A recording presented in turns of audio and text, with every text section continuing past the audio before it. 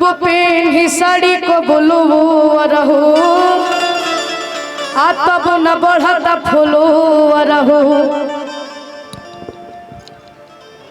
लड़किया कहतिया का अपना ऑडियंस लोग से, अपना फॉलोवर जी जो वीडियो के देखा था, ढेर दिन से सपोर्ट नहीं खे मिला, ढेर दिन से सपोर्ट नहीं खे मिला। सोची मत, बोल दी छोड़ दी। अब भाई लोग कमेंट में बताओ, लोग का वीडियो बनावल छोड़ दी। बताई जा रहा है इतना नारी माने नारी लोग आई बड़ी जा इतना मेहनत करे तरी तो कम से कम वीडियो देखा जानू रहा लोग। यही से लड़की कहती है का छोड़ दी। नहीं नहीं मत छोड़िए, बहुत लोग का जीवन तबाह हो जाएगा। आवे के बाद कि वीडियो बनावता निफुरुती लेके जवानी जिस फुरुती में, लेके जवानी वीडियो बनावता निफुरुती में, लेके जवानी जिस फुरुती में। और इतनो ना अरे कब पिन्ही साड़ी कब लोवर हो तब न बढ़ता फॉलोवर हो।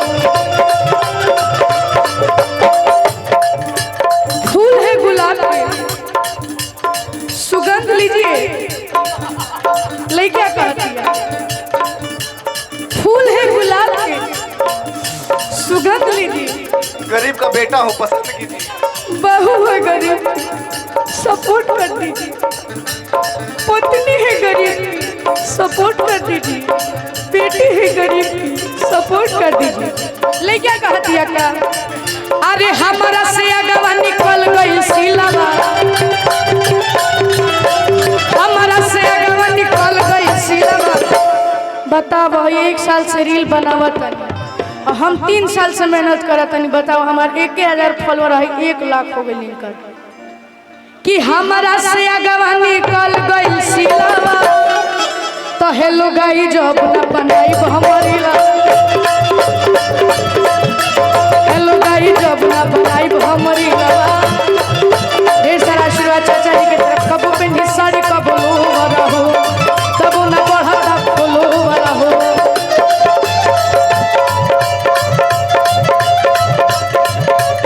वीडियो बनावता निफुरुती में लेके जवानी जिनसे फुरुती में।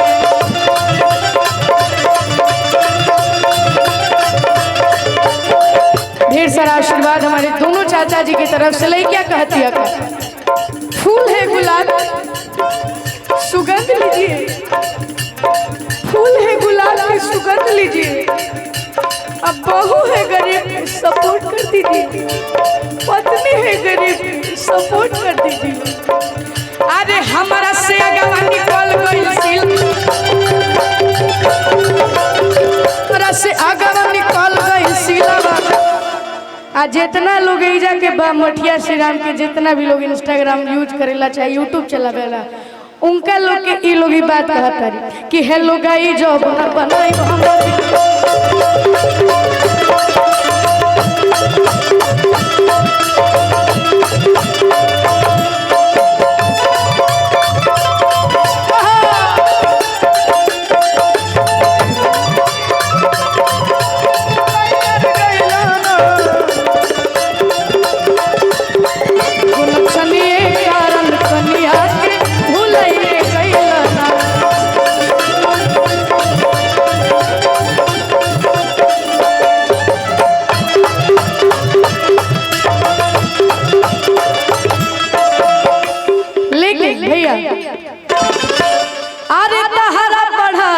नइखे कोनो जोड़ हो।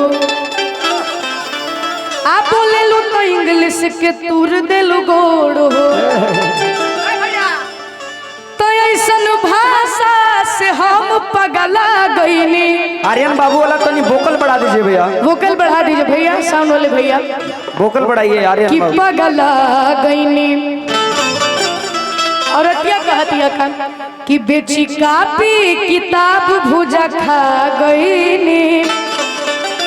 ए राजा नैहर में कलम चबा गईनी। देखिए आज के डेट में अगर शादी हो जा रहा है तो चुपचाप कबूल कर लीजिए भैया नहीं तो ज्यादा अगर कोई पढ़ा लिखा आ गया तो आप अगले दिन आपका पीला वाला। सेलिब्रेशन ड्रम में भी हो सकता है। बाय द वे बहुत सारी चीजें हैं तो ज्यादा हम इस पर डिस्कस नहीं करेंगे। फिर काम कैसे करो? तो जितना लोग कुआर बड़े खुशी से रह जा, कोनो दिक्कत नहीं के। हाँ, नया नया जिनकर ब्याह भइल बा उन लोग के तनी दिक्कत बा। जैसे में हमारे गोपाल भैया हैं, आवे के बा भैया कोट दीजिए। हमारे अपना बुढ़ वाले अंकल हम सबके बीच प्रणाम है।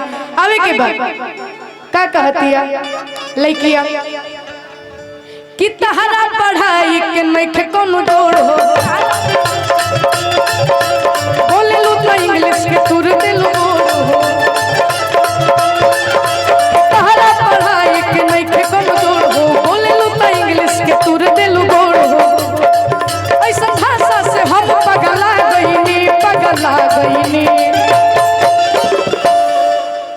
लइकिया कहतिया तब बेच कापी किताब भुजा खा गईनी, बेच कापी किताब भुजा खा गईनी। राजा नैहर में ए राजा नैहर में ए राजा नैहर में कलम चबा गईनी,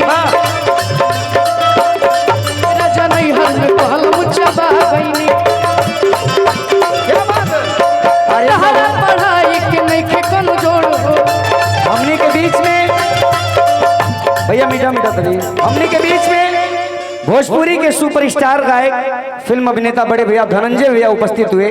धनंजय भैया एक बार है ना, एक बार ताली बजा दीजिए, जोरदार जोरदार ताली होके के चाहिए। भोजपुरी के वो गायक जेकर ये वो गाना इतना हिट भइल, आप सब इतना प्यार दानी जा नबजिया बैत का जानी मुझे दिल की बीमारी है।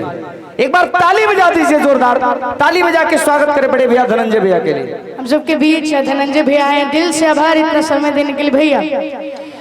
कि ऐसन भाषा से हम पगला गईनी, पगला गईनी। अच्छा जब अंग्रेजी बोले ना आवेला तो काहे बोले लो? भोजपुरी बोला चाहे हिंदी बोला, ये क्या ली भोजपुरी हिंदी इंग्लिश सब मिक्स कर दिली। अब पता नहीं कि चलत का बोला तारी। तब बेची कापी किताब भुजा खा गईनी, अब बेची कापी किताब भुजा खा गईनी। राजा नैहर ए राजा नैहर में कलम चबा गईनी, राजा नैहर में कलम चबा गईनी।